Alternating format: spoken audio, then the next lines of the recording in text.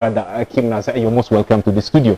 Thank you very much, Otino. It's been a wonderful weekend. I think I enjoy it now that you're back. Remember last week, you were actually for some official duty. That's why it was a bit hard to gather you around. But then it's good that you are back. And let me say welcome. Not forgetting that I also crossed over to, that is Arua Hill Sports Club. Kimnas, do you have something to say about that? Yeah, it actually came out as a breaking news a few days back. Trust me, it took West Nile like by storm, because not many expected that news to come through. But then having seen that actually happening or coming through, it again comes with a lot of questions. Probably somebody will want to ask in a few questions that I personally maybe will represent a viewer out there and try to fire you with, because at the end of the day, this is the Otero Vegas whom people know, like in West Nile, is a brand name that everyone knows. Wherever you go, probably there's something good. Now that you are with there is Arua Hill Sports Club, a club that's been rebranded initially from Aziz Damani Doves All Stars. A lot of talks we had with you, though you couldn't disclose to me that you were actually taking that path. But it's definitely a good move to me. It's definitely a good move. But now it comes with a lot of questions. Like I said, the viewer out there probably will want to understand one or two things out of the move. But I can tell you that congratulations, in fact. Oh, thank you very much, and I'm glad that you've welcomed me.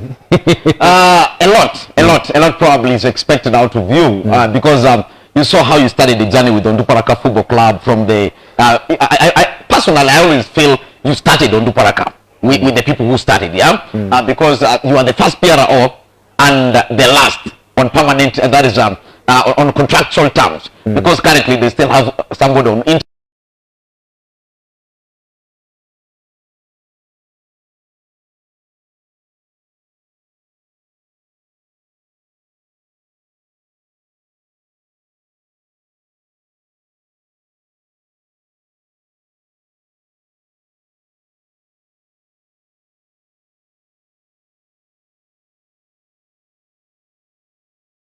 apart from being an analyst, a guest, the host in West Nile TV. But when I heard from Mr. Jaffa, the picture he painted and what he needed, I thought like, if I come in here, it will be able to give me a new challenge. The fact that it's from the lower division, that if we can be able to push this club at a certain level, it's going to be very good for my CV. So I really consider that highly.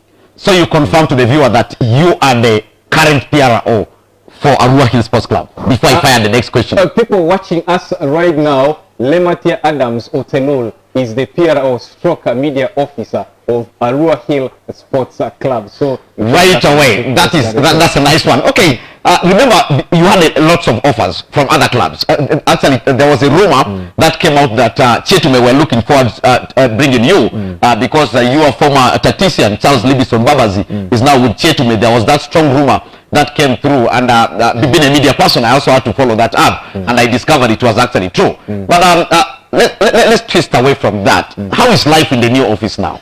Kimnas, I can tell you, life is very good. In the new office? Yes, it's going on well. I started work. I think the coordinations are going on well. The CEO is so good. The people in the office are really good. They have welcomed me as well. You know, my day-to-day work has been so enjoyable. So I'm hoping for the best. I just wish that this could be kept like that, and consistently I keep working the way I've just started. A serious human being in life probably is looking at a graph that faces like this. This is from a Premier League club crossing the bridge to the big league. That seems to be a step backwards. Someone inboxed me and told me something very similar. It's like, Otelul, how do you move from Uganda Premier League and you're getting down to FIFA Big League? But if we want our region to develop, we shouldn't neglect other sectors. There's what they call regional balancing. If we want to balance the game very well, we need to have people from KCCA moving to the lower league so that they can improve things in the lower league. Because you realize at the end of the day, these clubs will all move to the professional standard. My capacity building that I got in Onduparaka Football Club, I can be able to extend to the smaller clubs so that they also grow at the same level.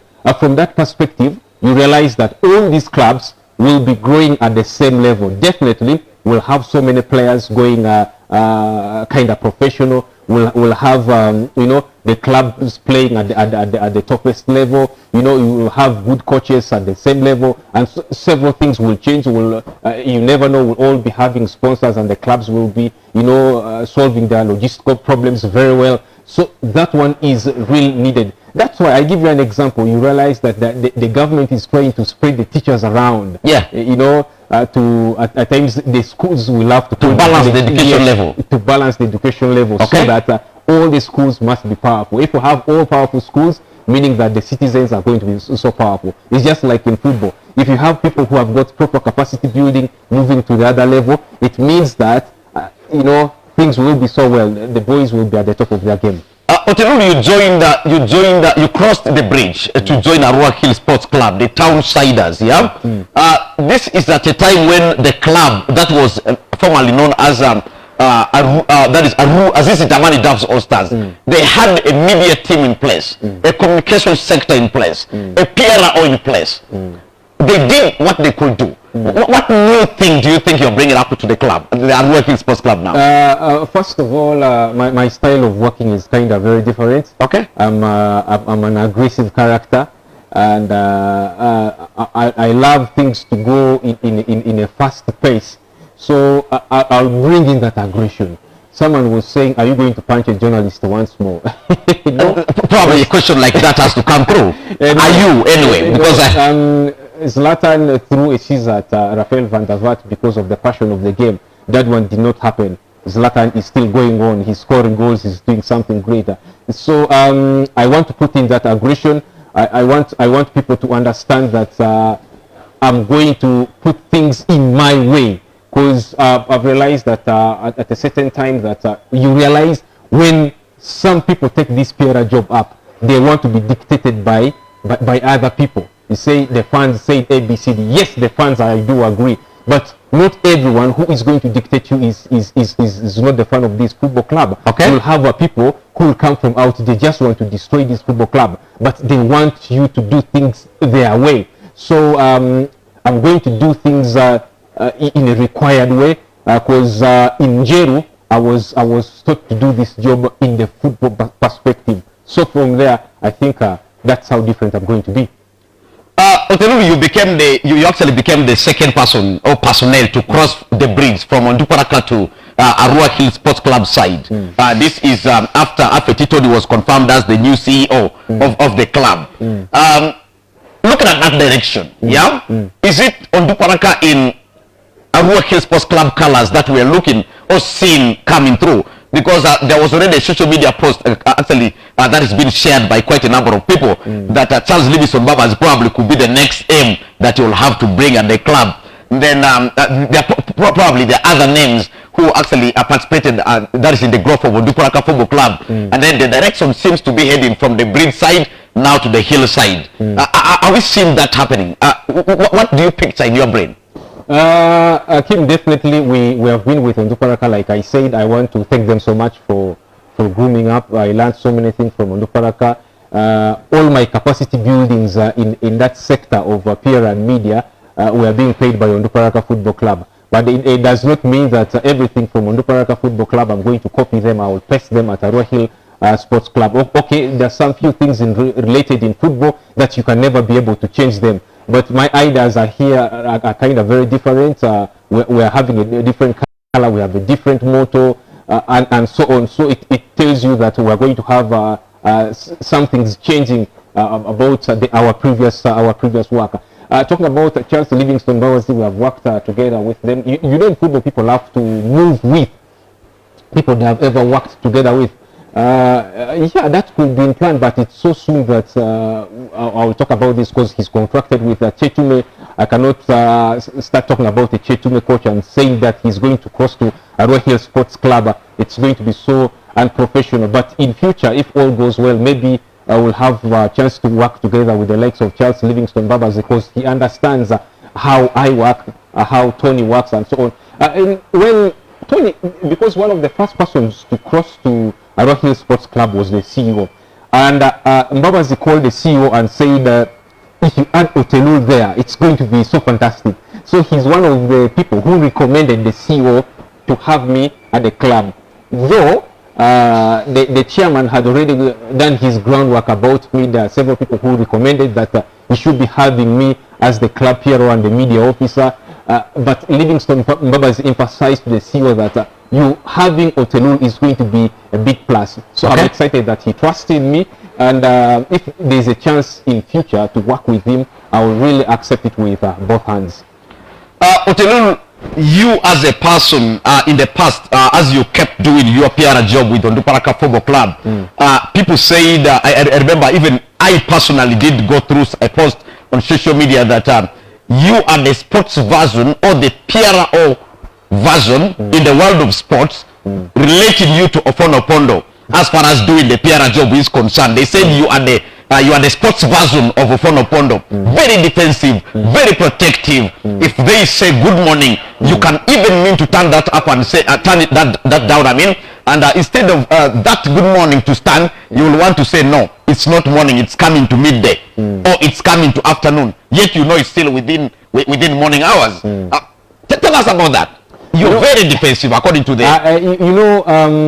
I got a chance to interact with some people about development.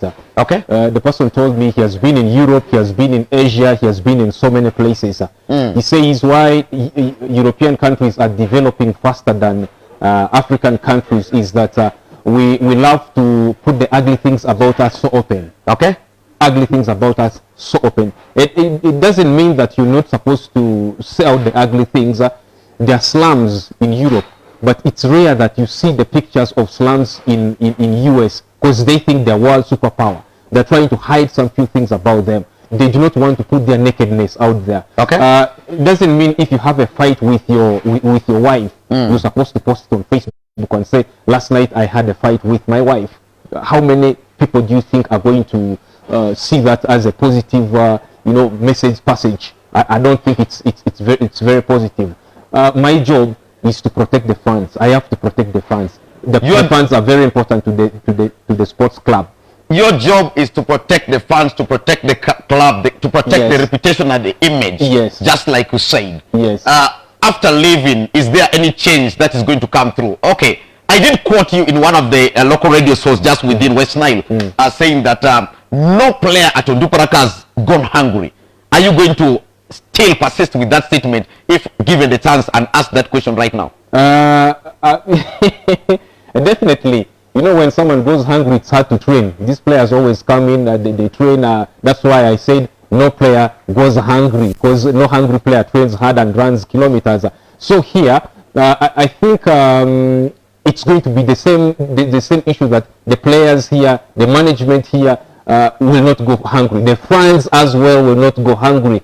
How will the fans go hungry? The fans will not go hungry by playing good football. We make them excited. They feel that their spending at the gate is worth it. That's why I would say that no one is going. Like I told you before I joined this sports club, I made sure that the nitty-gritties were very clear. I needed to see things that when the players go hungry, no. Is there going to be transport for them to travel? Yes. Shall we have a stadium where it will be inspected and players will play the game? Yes. Will you be able to do some of the few things that logistical work on time? Yes. Okay. Otelul can sign. Right now, people say financially, Arua Hill Sports Club is better, doing better than Onduparaka Football Club. Can I say you followed the money? No, you cannot say that Arua Hill Sports Club is doing better than Onduparaka Football Club. Had it been that we have the bank statement of the two clubs on the table, the whole world sees the bank statement, then we'll say, yeah, this one, the bank statement speaks higher, this one speaks lower. We'll be able to judge, but I cannot say this club is more bankrolled than Onduparaka Football Club and so on. And I made it very clear, I needed a new challenge. New challenge is a way bigger statement than money. Money is not a new challenge. I've seen money, I've seen things and several things. So new challenge is beyond money. So I needed a new challenge. Okay, let's talk about the two clubs. Having been taken, remember Arua Hill Sports Club is actually under development infrastructure, a very big project that West Nilers do see just at their side.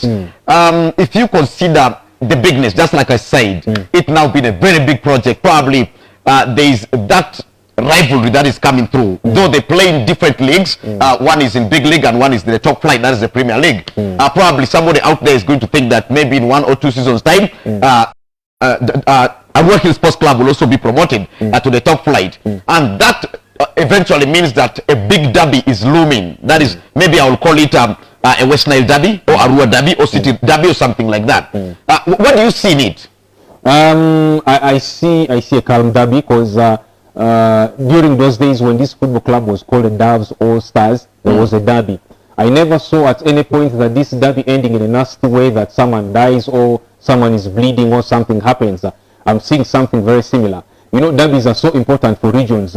This derby, in case these football clubs moves to the Star Times Uganda Premier League, even if they don't move, Uganda Cup can even bring them together. Definitely. I see something like the cameras turning towards West Nile. When the cameras turn towards West Nile, it will not only show the games that are going to play on the pitch, it will show the buildings, it will show the businesses, it will show the good infrastructures.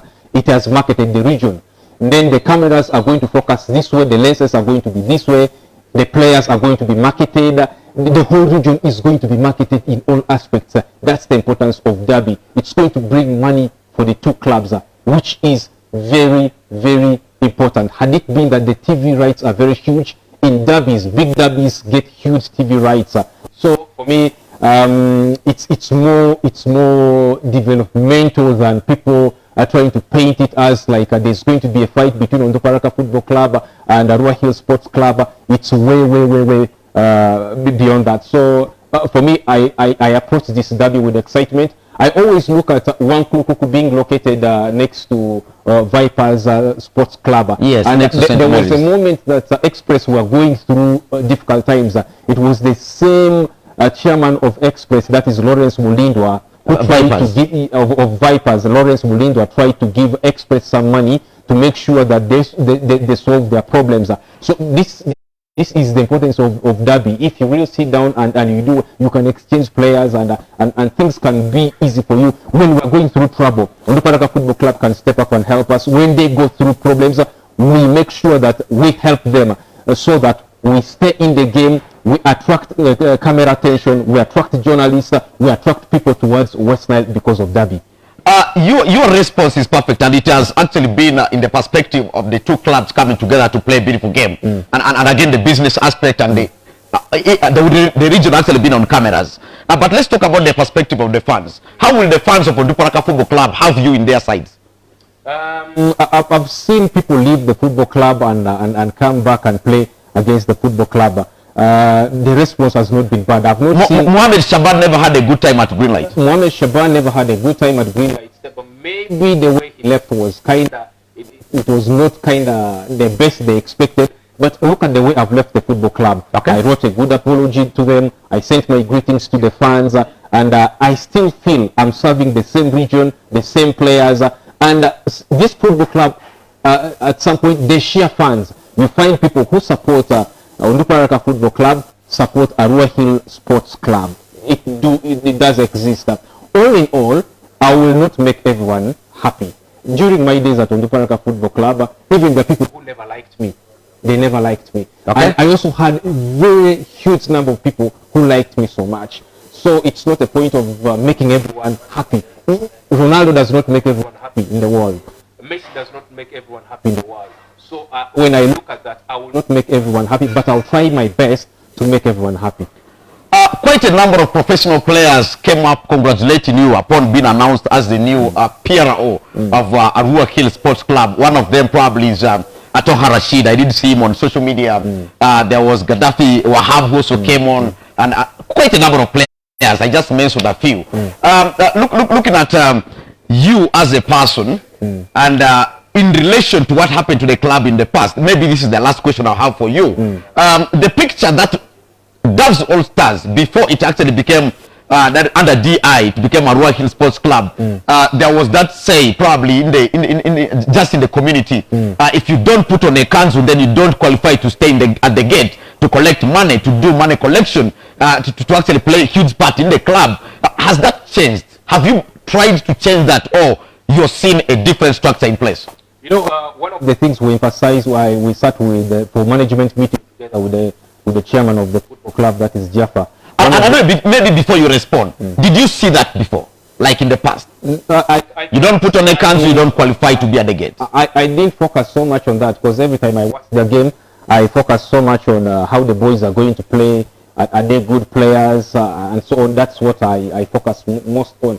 I've really not taken time to focus on whether it's about religion or something like that. I didn't give attention to that realistically. But like I said, when we had our management meeting together with the chairman, that is Jaffa, one of the things we emphasized is this club has no religion. No one should talk about religion when it comes to Arua Hill Sports Club. It's all the religion, Catholics, Christians, whatever religion you are, you're most welcome. And then the issue of tribe, there is no tribe there. We don't have a tribe. This football club, this sports club is tribeless. You know, we don't talk about color and height at the sports club. It's for everyone. You're tall, you're short, wherever you are, you're most welcome to Arua Hill Sports Club. So it's one of the things we're going to be very strict about. No religion, no color ratio things, no ethnicity, no what. It's plain, quite plain. Let it be like that. Playing at Barifa Stadium. Yes. Tell us about it.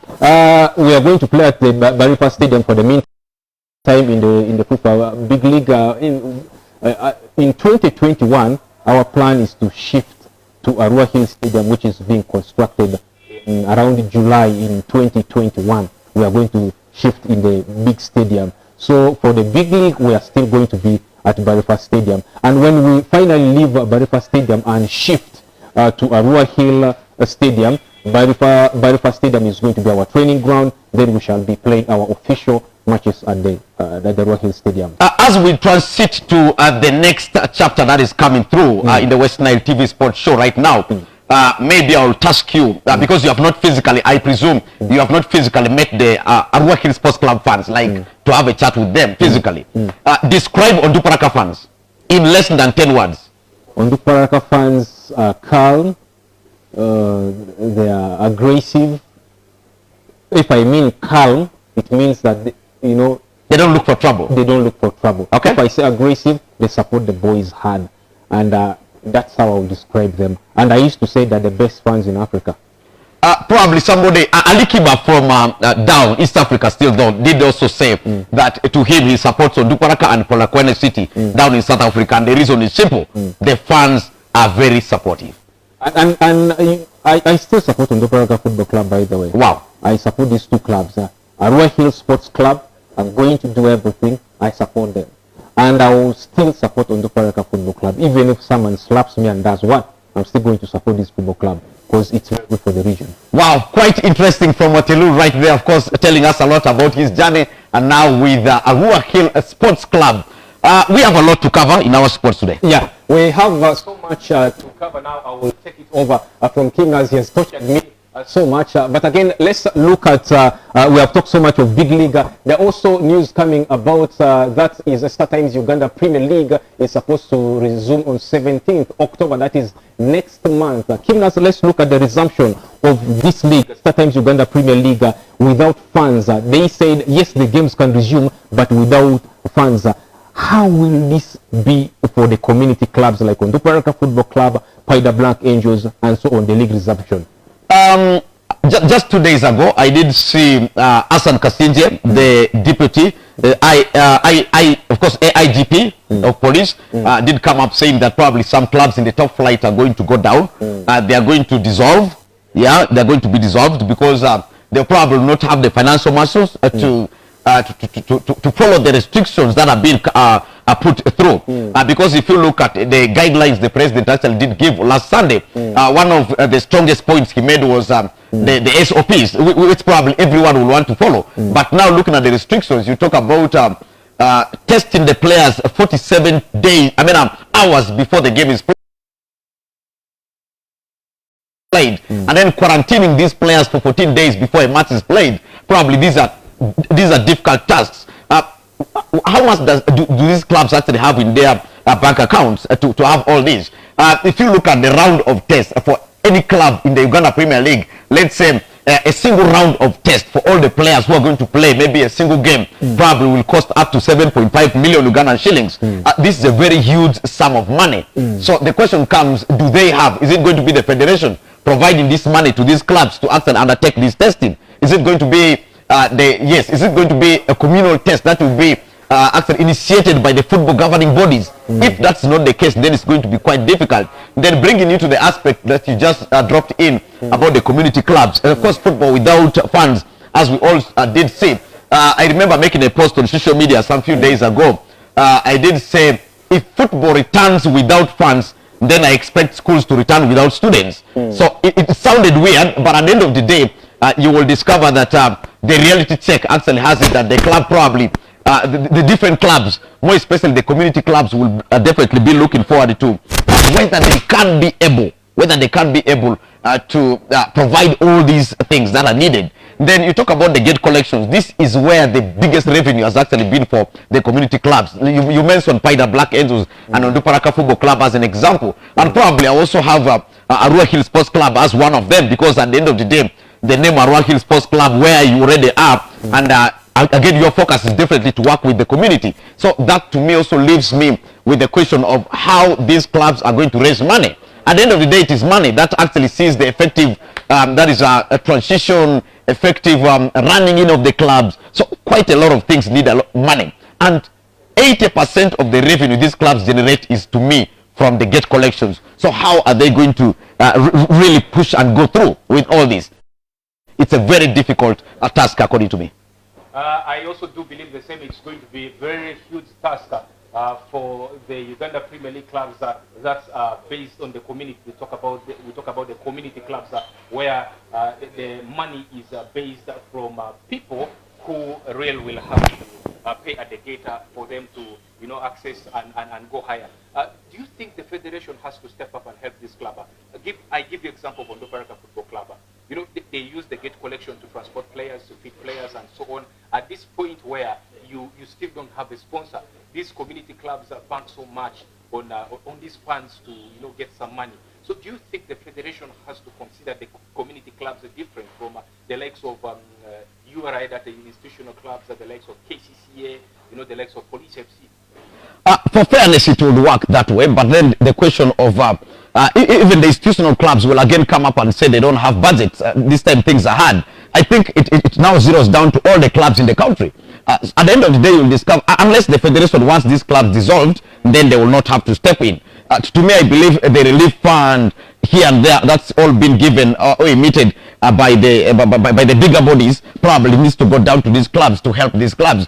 I meant to understand the Premier League clubs did receive up to 32 million Ugandan shillings. That to me is not enough. If that amount of money plus there are a few other revenues that they have actually generated is what is going to cater for all these expenses, to me I think it's going to be a very big blow for all these clubs. I really expect, like you said, the federation to step in and probably give a helping hand. If my suggestion, the federation needed to take up the issue of testing the players, or even give some help in quarantining these players, because you're going to keep up to 20 players in quarantine, and this is going to be for more than like 14 days. So this is, how are these players going to feed? Remember, community clubs, one thing I love about them is that most of the players do stay home. They just report for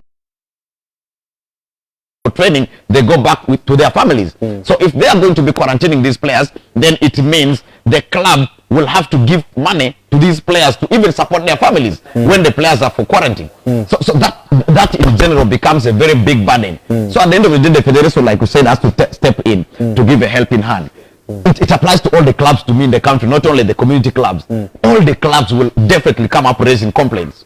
There are also suggestions that games could be played 3 times. The one who has got a better head-to-head will have to play 2 games at home. Again, the question is, how will the clubs get money for traveling in this time where clubs were affected because of the pandemic? From there, we will take a twist and move to the international sports and look at what is happening in the English Premier League. There are fixtures that are going to be played in English Premier League. Early kickoff at 2:30 p.m. East African time. Manchester United will take on Brighton and Hove Albion. Crystal Palace, who are high flying, will welcome Carlo Ancelotti's Everton at 5 p.m. in another fixture, which is going to be very difficult. At 7:30 p.m. East African time, West Bromwich Albion, who are doing badly, will take on spending Chelsea. Frank Lampard's Chelsea. And then later in the evening, there's going to be another fixture, which is going to be between Burnley and Southampton. But again, tomorrow, Sunday, there are also fixtures. Sheffield United will take on Leeds at 2 p.m. East African time. Early kickoff. Spurs will be up against Newcastle United. Manchester City will take on Leicester City at 6:30 p.m. West Ham United in a late kickoff at 9 p.m. will take on Nuno Espirito's Wolves, who travel to them on Monday. Big fixture will come your way. Fulham takes on Aston Villa at 7:30 p.m. Kind of early kickoff, but though you don't call that an early kickoff, but at that time you will have to call it early kickoff because the big one will be at Anfield as Liverpool will take on Arteta's Arsenal, who have been so much rejuvenated. The game between Liverpool and Arsenal, it's going to be at 10 p.m. East African time. Before we move anywhere, let's look at some of the games that will be played in Europe. Championship, a couple of games will be played. Watford will take on Luton. Wycombe will take on Swansea City, and then Queen's Park Rangers will take on Middlesbrough. Those are the key games that will be played in the championship. But again, in French Ligue 1, there are games that are going to be played in French Ligue 1. Saint-Etienne will take on Renault. Olympique Marseille will take on Mainz. Then in German Bundesliga, Borussia Dortmund that beat Borussia Mönchengladbach will be in action against Augsburg. They travel away to Augsburg. Mönchengladbach again will take on Union Berlin. Bayer Leverkusen will take on RB Leipzig. And then you have Mainz 05 will take on Stuttgart. Augsburg takes on Borussia Dortmund, like I said before. Armenia, Bielefeld, newly promoted, will take on Cologne. Then Schalke 04 will take on Werder Bremen. In Italian Serie A, Torino have a game against Atlanta. Cagliari will take on Lazio. Sampdoria up against Benevento. Then Internazionale will play the first game up against Federico Chiesa's Fiorentina. Eredivisie started on a high-flying note as well. Will take on Sparta Rotterdam. Fortuna Sittard will take on AZ Alkmaar. Heerenveen will take on VV Vinol.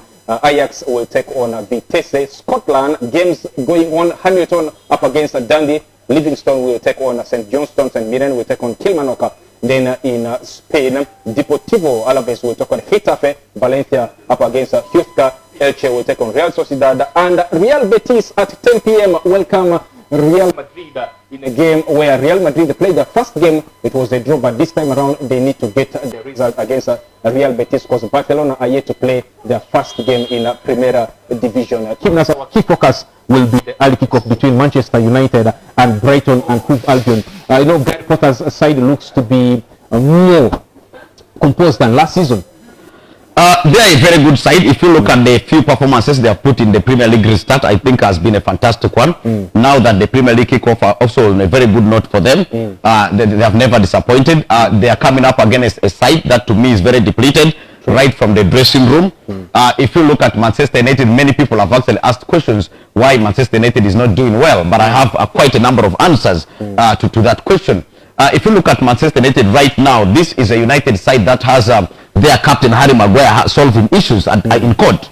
He's just from doing that. So a lot has happened. Then this is the Manchester United side that has not been so active in the transfer market. So that the fans are actually a little bit frustrated to the extent that the fans even wanted to do a kind of fundraising to sign in players. That tells how disappointed the fans are right now. So if you are going for these games, though playing behind closed doors, this is a game that is happening at a time when the fans are not happy. That's one. That definitely affects the confidence of the team. Then two, they brought in Donny van der Beek, a very good player. He scored his first goal on his debut and he put up a very good performance. But that evening, Paul Pogba was very awful. You definitely will ask a question, what happened? Then this is a Manchester United side that from the restart period, remember when the Premier League due to the pandemic went for a kind of sabbatical kind of break, then when it returned, one of their best players in the team probably was Mason Greenwood, who notched up to 17 goals last season at the age of 18. Now this is a Mason Greenwood who is actually battling that is PR issues with the fans of England or the English national team after he and his friend Phil Foden decided to bring in ladies in their hotel room. That again has been chased away from the Three Lions team. That was again a very big thing that keeps, as a young boy, it disturbs his mind. If you watch the last game, even against Crystal Palace, he wasn't himself. And indeed, if you watch the Carabao Cup win they had, the closing minute goal he got, you definitely would think he was not even himself.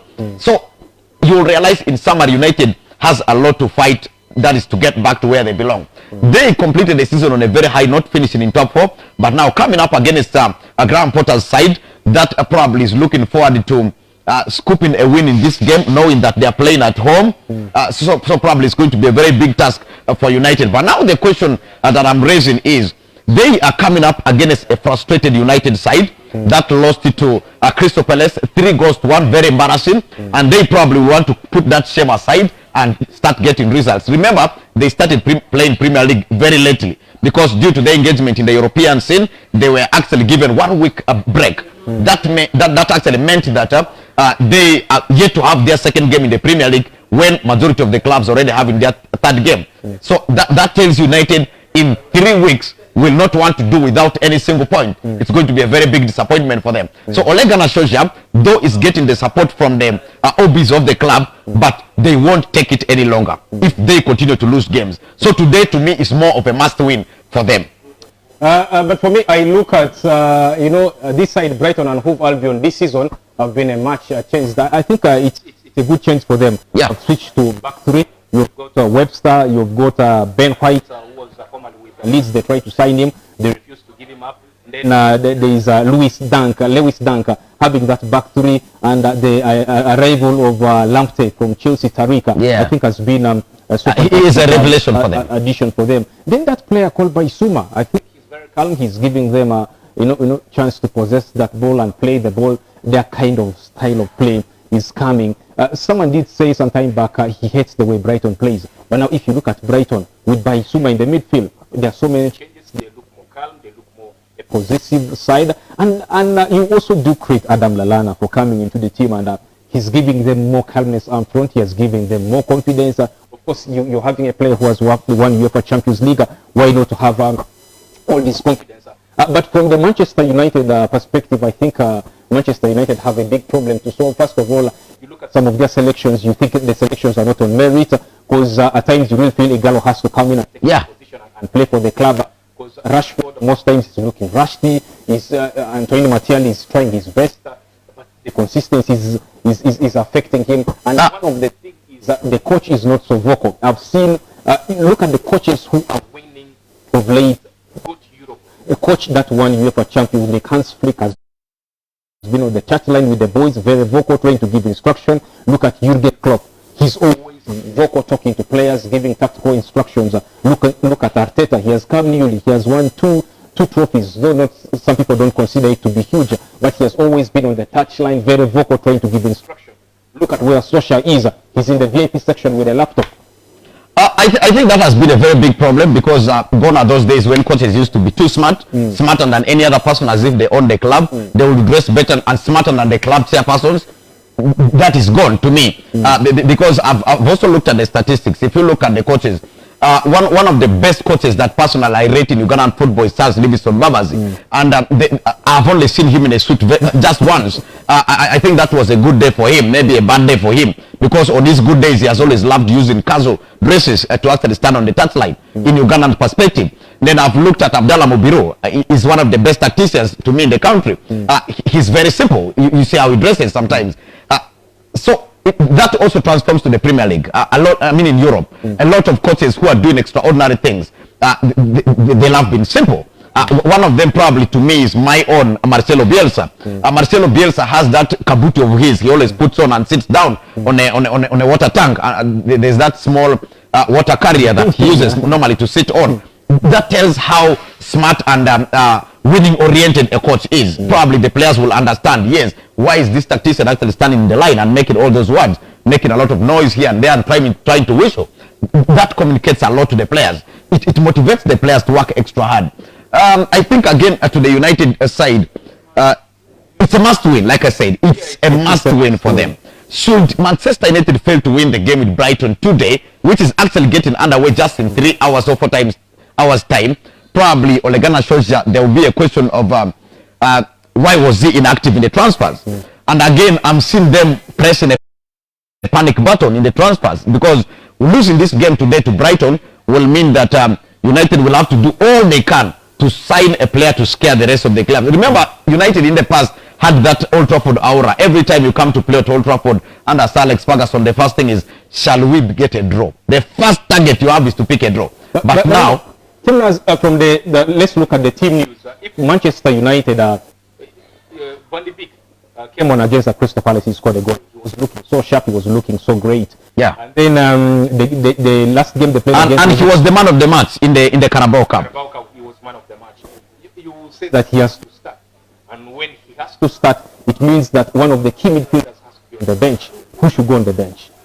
I think it is simple. Right now, I think Pogba is not where he really wants to be. If you look at the last game Pogba played against Crystal Palace, I think he had a very symbolic performance. That performance was very questionable. And McTominay was so fantastic. Exactly. That is why I've not looked at any option of dropping Scott McTominay. I think Ole Gunnar shows the one big thing he did in the game was to have Scott McTominay back in the side. As a young lad, probably the confidence is coming back, because remember when United started consistently using Bruno Fernandes, Paul Pogba and Nemanja Matic, Scott McTominay's confidence was going down. But I think the start of the Premier League has actually come to him on a very good note, that he's been started against Crystal Palace. So if he can continue as a starter in the midfield, that will have Scott McTominay, Donny van de Beek and Bruno Fernandes probably to work out for them, because that will mean Paul Pogba. In the two games Van de Beek played for Manchester United, he has been played high up the pitch. Exactly. Number 10.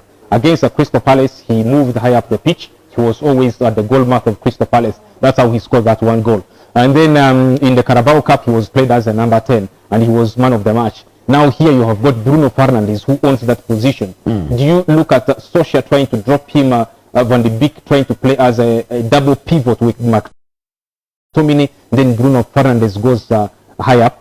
I think if you look at the pace of the Premier League, which which Donny van de Beek probably will have to adjust to, against Crystal Palace, yeah, he got the goal, but to me, I attribute that to luck, because how he even scored that goal, you will not think that individual brilliance played it like 80%. No, it was more of a 40% individual brilliance. At the end of the day, it was just a chance on the silver plate. But if you look at his performance that day, I think with the few minutes he played, he was fantastic. So what I can definitely say is that if you look at the midfield of United, just like you said, if Bruno Fernandes is still to continue to play high, maybe behind the main striker, then that will actually mean that Donny van de Beek should be dropped deeper, where he will be operating with Scott McTominay, because he is actually one of the most complete midfielders we have in world football right now. This is a gentleman for Ajax Amsterdam. For Ajax, I mean football club in the UEFA Champions League the previous season, who had a very fantastic season and played in all the positions and scored up to 10 goals. I think United will be right to think around with him just in the midfield. We'll look at 2 p.m. East African time. It's going to be an early kickoff. Let's see what Manchester United will have to bring in that game. But also, another kickoff will be West Bromwich Albion up against Chelsea. But late kickoff, 7:30 p.m. is the time. Chelsea travel to West Bromwich Albion. Will the money work? First of all, I want to thank people who are watching us online. Adiga Swipe, thank you very much for watching. Keep sharing this video. Africock, Baron Kokolex is watching. Thank you very much for watching us and following West Nile TV. Keep sharing this. Orodrio Shamim is watching. Thank you, Shamim. There is Atamba Asiko. Atamba, thank you very much for following, supporting, and watching West Nile TV. Sabode Fred is watching as well. Later on, we shall be responding to your messages after we talk about the transfers and the Chelsea game against West Bromwich Albion. Aikobua Bernard is also watching. Thank you, Aikobua, for watching. You share this so that other people can also get a chance to like the page and watch like you. Fahada Alui is watching. Thank you very much. Jolly Kiba, Jolly Anguyo is watching. Thank you very much, Anguyo, for watching. Santos Dengele is also watching. Thank you very much, Santos Dengele, for watching. Keep sharing this so that other people can also get to like this page so that it booms up and so many people will be watching it.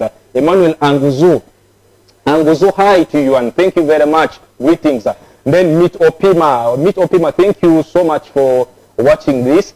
And then Pario Alphabet is also watching. I will read through your messages. ED KE is watching. Keep your messages flowing after the transfer. And Chelsea, we shall be discussing and going through the messages you have. West Bromwich up against Chelsea. is what we are watching. Slovan Bilic's side has not been the best. But again, people are saying Chelsea's money is not speaking louder.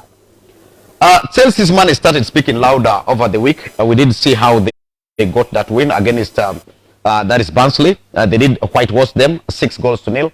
That was a very big scoop for them. And again, there was that booster to Kai Havertz, who scored a hat-trick in the night. I think that is how you can best announce yourself to English football. Having crossed from the German Bundesliga and having a symbolic performance in the first game, and the second game against Liverpool wasn't one of the best for him, probably a night to forget.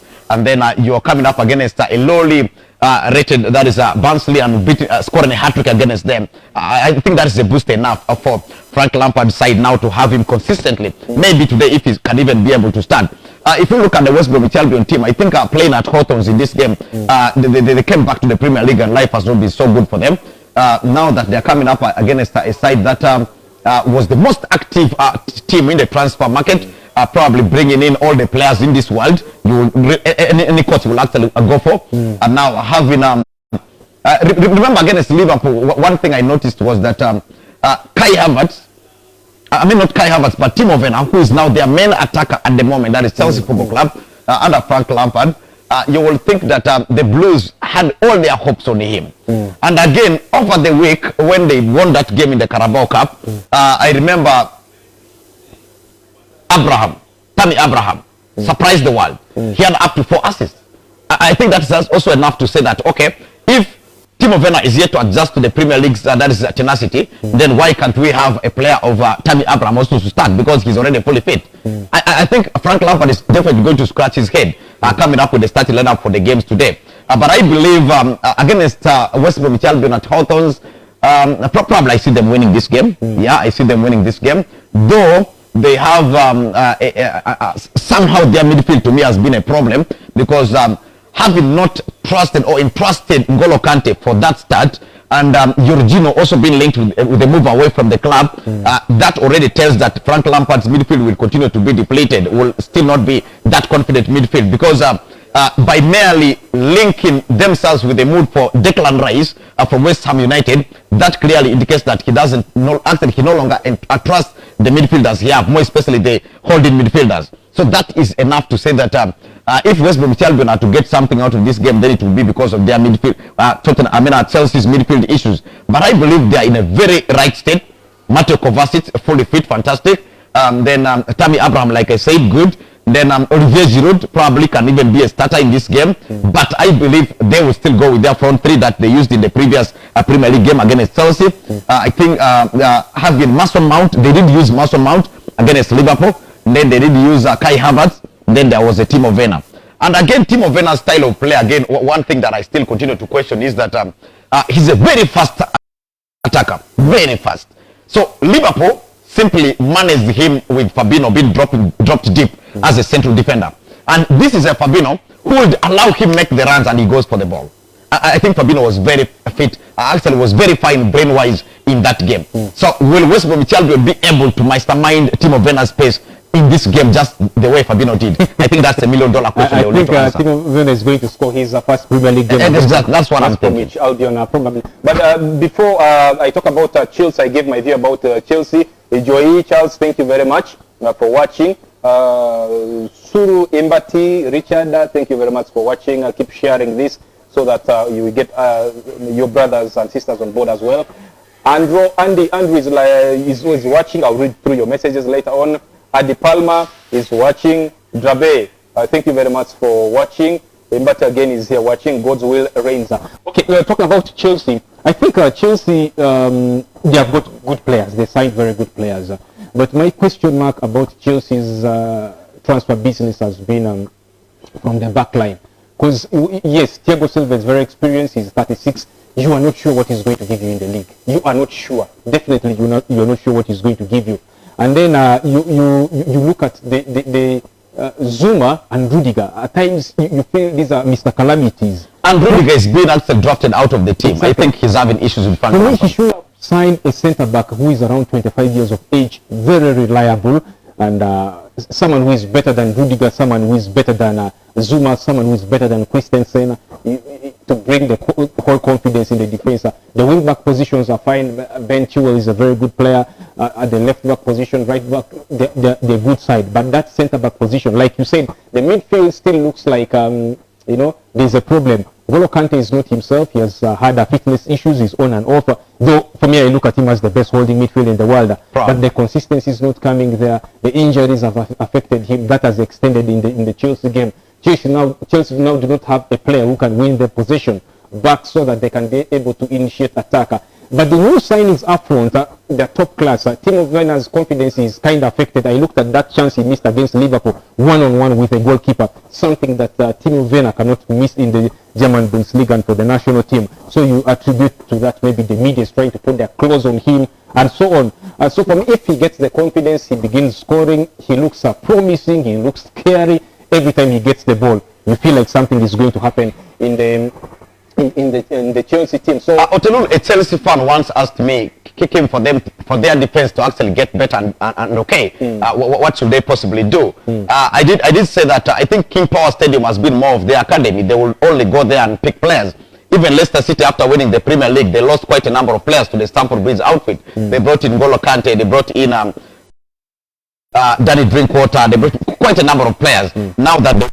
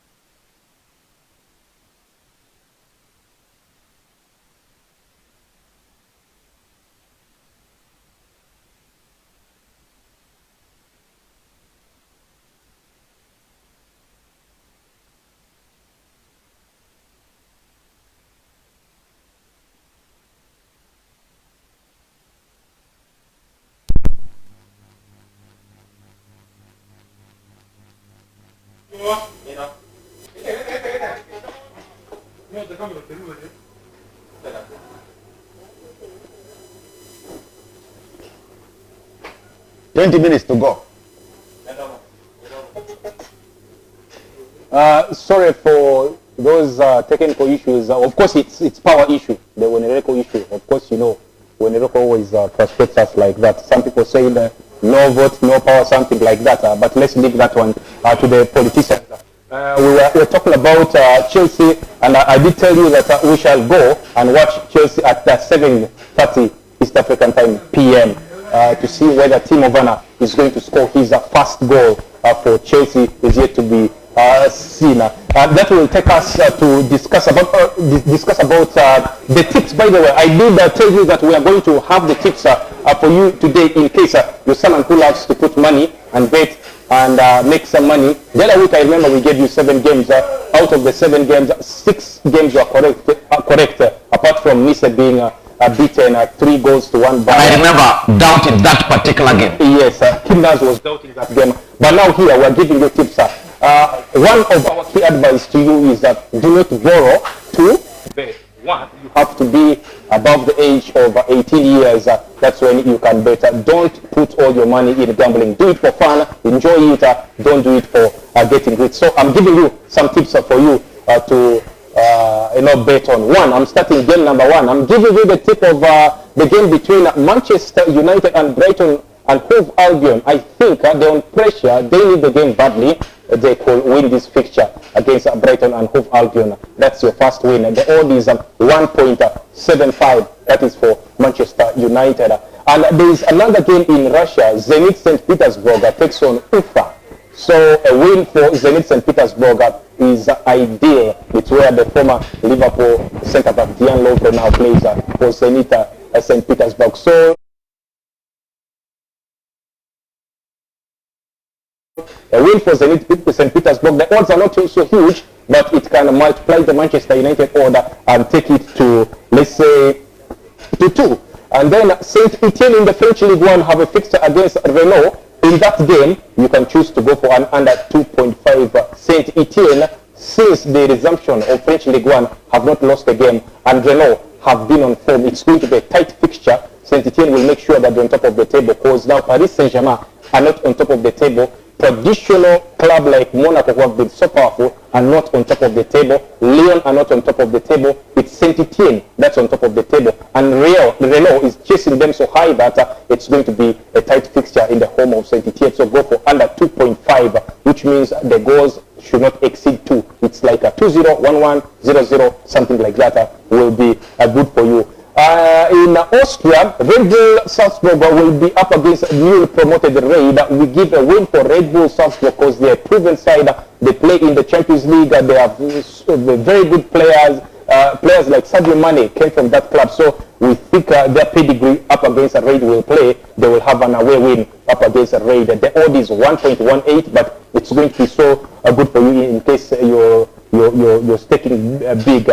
Now let's move to the Greek League. There's a game between Ofi Kriti, the former side coached by Gattuso Gennaro, who is now with Napoli. He is taking on Atromitos. Atromitos have not won a game since the start of the Greek League, and then Ofi Kriti have been so flying high. But the Atromitos head-to-head with Ofi Kriti has not been a bad one, so I'm suspecting an under 2.5. Besides, the Greek League is not a high-scoring league, apart from the likes of PAOK and Olympiacos who only score so many goals. Then, in Africa, specifically our neighbors, Tanzania, the league started. Simba will take on Gwambina, who are newly promoted in the Tanzania Premier League.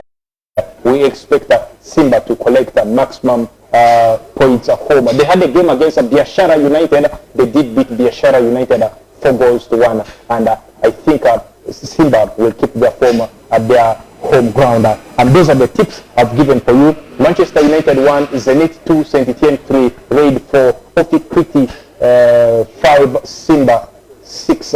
I'm sure that will be good for you. Those are the tips I've given for today's white paper players. They seem to be very interesting, quite good. If you go probably stake that money, that is not out of your business. Probably you're going to be in business because you may end up winning something out of the money which is out of your business. So probably you can even inject it back into business. But my doubt probably is on the Greek league. Where the Atromitos game is, because I remember the first game they played, Atromitos did lose that game by 3-1. Then their second game was 2-0. That was closer to moving to an over. So it is where my doubt probably is. Why I picked on this game is like, when a team concedes 1 or 2 times, they will think about working on the defense. So that's where the aspect of under is coming in for me. But again, now let's discuss transfers and talk about transfers before we look into your messages that you've sent. The first transfer we are talking about, Chelsea making a final bid for Declan Rice. They are said to value Declan Rice at 70 million pounds, and Chelsea are to make a final bid to make sure that he crosses over to Stamford Bridge. Does it make a meaning that Jorginho could be crossing over to Chelsea? Because there's speculations. I don't understand what Frank Lampard actually wants, because I think he's one exciting manager who is already excited. That is Frank Lampard. It brings me the question of what about working with the available resources he has at his disposal? If you look at one of the best midfielders in the world, N'Golo Kante, who only needs a game time, who needs a bit of trust, who only needs to recover fully in order to be consistent in the side. This is N'Golo Kante, who won the English Premier League with Leicester City, and moving to the Chelsea Football Club. He also had a very consistent spell until now, where things are already happening so bad for him. I think that injury can never be forever. That is why Antonio Conte, who knows how to use him the best, probably is looking at taking him to Inter Milan. That is N'Golo Kante. Then looking at Jorginho, who has been their penalty taker, and again probably somebody will think that the energy he had from the start probably is going down, because I didn't see him missing a penalty against Liverpool.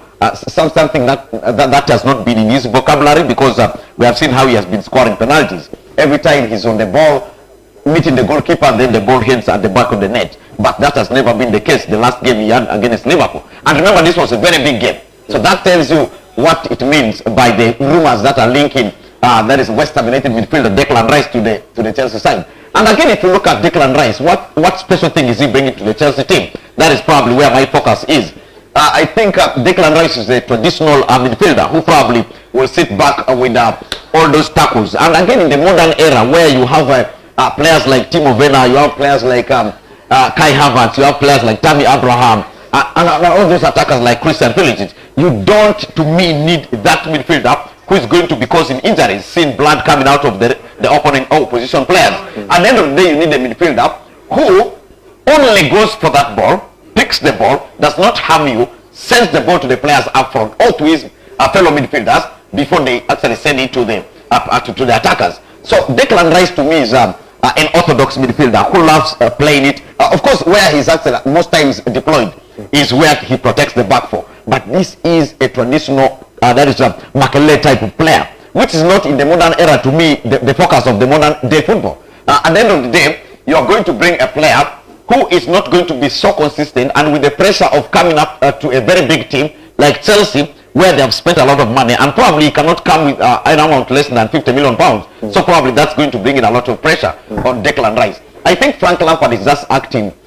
He doesn't know what he needs, according to me, because you have Jorginho, you have N'Golo Kante, you have already spent over 200 million pounds. Why can't you keep these players and assemble them to make a complete team? From the camp of Arsenal, it's Hossein Aouar, who is said to have agreed personal terms with the club. And Michel Aulas, the president of Olympic Lyon, said that they are ready to sell the player. But the question mark was, can Arsenal afford the player? 57 million pounds is the price tag on the creative playmaker Hossein Aouar, the Algerian-born, who is said to join Arsenal. Definitely, Arsenal needs creativity in the midfield. And Hossein Aouar, with the way he plays, is the right figure. Arsenal needs a midfielder. Arsenal needs a creative midfielder. Arsenal needs somebody who can make people forget about the attackers. Somebody who can make the likes of Pierre-Emerick Aubameyang, the likes of Alexander Lacazette, to sit comfortably up there chasing the defenders of the opposition team. So they have not had that for some time. Dani Ceballos tried with the club. It was very fantastic last season. But if you want to have a complete balanced team, then you need a player of Hassan Owa's caliber. Remember, for Olympic Leo, he has been that fantastic player. I remember last season when they played Paris Saint-Germain, even Paris Saint-Germain sporting director came up saying after the game that to him the man of the match was Osem Awa, and that time he was only fresh from injury. So that tells you what type of player they're actually bringing, if indeed the rumors linking him to Arsenal Football Club are true, and in case he goes on to agree personal terms, and again the deal is completed. But one thing that about this deal that is making me doubt it a little bit is about is the club president of Olympic Lyon. Mikel Ola is one person who has loved speaking. Remember the other week, like previous 2 weeks back, he did say that Real Madrid, if are not interested in his player Memphis Depay, then Memphis Depay will be playing for Paris Saint-Germain or Barcelona. But where is he right now? Barcelona do not have the money to bring him now. So that tells you how he speaks. He's always there in the media, speaking more than the PR of the club. So I think Mikel Ola, the president of Olympic Lyon, probably will have to sit back and see if they offer because they are demanding for over 50 million pounds. So Arsenal, with their issue, their financial issues, as we all know, having brought in Willian, and again the money is going to earn, is going to amount into the financial status of the club. Then they brought in William Saliba from Saint Etienne, though in the previous transfer, but they just paid the money. Then they still have Nicola Pepe money to pay. For your information, they have not completed the last installment, which is about 35 million pounds. They are yet to pay. So that tells you how Arsenal is riding or living on a borrowed time when it comes to spending or money issues. So I think if they don't play a game and decide to just a game in the transfers and decide to just go straight away and maybe pay 40 million pounds, which I believe Olympic Lyon can accept for Osem Awa, then it will be a very good acquisition for Arsenal. He's a world-class player. One of the most dragging transfers in Europe is the Sancho transfer, and Manchester United fans are desperately waiting, and the media, plus even former players like Rio Ferdinand, are desperately waiting if Manchester United will be able to sign the player. But this morning and since yesterday, it's been said that Manchester United have placed a final £90 million bid for Sancho over Borussia Dortmund. It's a do or die money they have placed. They say that the £90 million they have placed is the final money. They will not be able to place more money. Even 50 shillings Ugandan will not go on top of that money. And the question is, Michael Richards did say that Manchester United could be having a gamble of having that player because he doesn't think if Sancho comes to Manchester United, it will be an immediate impact that they will start collecting results. Sometimes when these transfers happen, the dressing room changes, like a Thiago Alcantara transfer. United already have very many Jadon Santos in their team. In Mason Greenwood, they have one. In Anthony Martial, there is another. In Marcus Rashford, there is another Mason Greenwood. So they need more of Odion Igallos. They need more of Hurricanes. They need more of Pierre-Emerick Aubameyangs. They need more goal poachers. They don't, to me, at this point. I think United fans are being frustrated to the extent that they just need a big name signing. Full stop. That is what United fans have actually zeroed down to. Impress the media. Exactly. So they just want to be saying that they have not left themselves behind. And they want to run off the claim that the pandemic has financially affected them more than any other club. I think the inactivity of the club in the transfer market has already communicated a lot. Yeah. So they want to activate themselves and bring in players. They are just very desperate to put on new that is player shirts. But what I can tell about United, I think United, I was actually a bit perturbed yesterday in the press conference when Ole Gunnar Solskjaer came up saying that he believes he doesn't need defense reinforcements. I think that statement as the manager was right. Yeah, that was at the managerial perspective. Simply, he wants to keep the players who are already at his disposal, and he wants to keep them happy. He wants to build the confidence in Victor Lindelof. And he wants to prove to the world that he's not going to go for panic buys. But at the end of the day, Ole Gunnar Solskjaer, with all the performances that they are putting up, very, very poor, they probably need to go to the market and bring the right players. And who are these right players? They need a defender to partner Harry Maguire. They need an attacker who can get them the goals. If they don't entrust Odion Ighalo, whom I believe is supposed to be their first choice striker when played in the middle, probably will get them the goals. If you look at the first 2 games he played for United, I think the goals United needed at that point, they got it from the Nigerian. Let's now go through some of your messages sent. That was the transfer which we are bringing you. But again, before we conclude about the transfers, Manchester City are said to be interested in Benfica centre-back, and that is Ruben Diaz, who is also valued so expensively. So now let's look at some of the messages from you. Our Brian MB is like, hi sports professor, I'm sorry for tapping in late. It's better to be late than never. Thank you very much. Songa Charles is watching. There's a pacificious means pieces like, sorry, my network was poor by the time you were giving us the predictions. Can you assist me about Manchester United prediction? The prediction coming from the house is that Manchester United on pressure, the media is pushing them, and former players are speaking bitterly. They could get the results against Brighton and Hove Albion. Away win for Manchester United. And then Morish Fen is like, hi guys, thanks for the show. Morish from Namugongo. Any good news from Old Trafford? The only good news from Old Trafford is that Sancho bid has been placed. It's a make it or break it. Make it or break it. 90 million pounds has been placed for Sancho. Adrico Feda, Fanta is watching. Okay, thank you. Alson Kennedy, straight Ota Kuluva, Wagwan over there. So thank you very much for watching. Agotre, live in Kampala. Keep watching, keep sharing this so that we can be able to get more people. Onzima Ronnie, David, thank you very much. Ijo Kakur Issa is like, there's some slight network. Yes, there was a problem with network, and there was also when record going off at some point we went off, so we apologize for that. Kakur is again, please information about coming of Liverpool. Issa from Kampala, please any information about Liverpool. Liverpool already signed Diego Jota, and they did sign Thiago Alcantara. I'm not expecting much business from Liverpool after seeing those two faces. Atamba, Asiko is like the video, okay, at some point it was not. Who else? I had Arsenal once, Jorginho from Chelsea in a swap deal with Uruguayan. That is Lucas Torreira. But I don't think this is going to happen. At some point he hangs the armband for Chelsea, that is Jorginho. I don't think Frank Lampard will have to risk and send Jorginho to the neighbors, London rivals. I don't think Jorginho will cross to Chelsea. That's my personal thinking. Zach Fort is like, hi senior pundits, I'm enjoying the show, just in Nile Star bus on my way to Arua. Just update me on the return of Star Times Uganda Premier League. Tentatively October 17th is the time Uganda Premier League will return, but without fans is what is being emphasized. I think there was already a report that probably there's going to be an adjustment because that time to me it is actually too quick or too fast.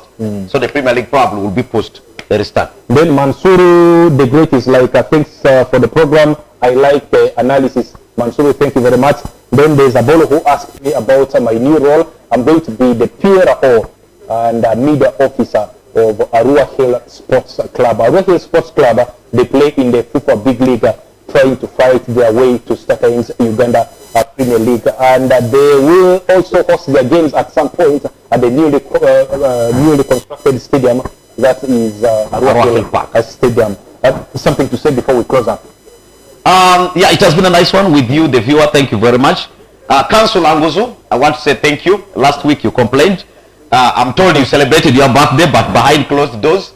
But we still expect that cake on the desk of West Nile TV and the rest of the team members of West Nile TV and the photography. I'm talking about Also Arts. You guys, wonderful job. By the way, big ups to Also Arts and everyone who is behind the camera. Your photos, your videos, look for Also Arts. And admin will suspend the rest of the team members if you don't say hi. and you can see the beautiful setup here in Electra. You can come and sit where I am and drink and have a good time. When are we expecting Trinity Show? Trinity Show is on tomorrow. Wow. It's the Trinity Show is tomorrow. It's one of the it's Sunday, yeah. Society changing shows. So don't miss that show as well. Keep hooked to West Nile TV. Thank you very much and share.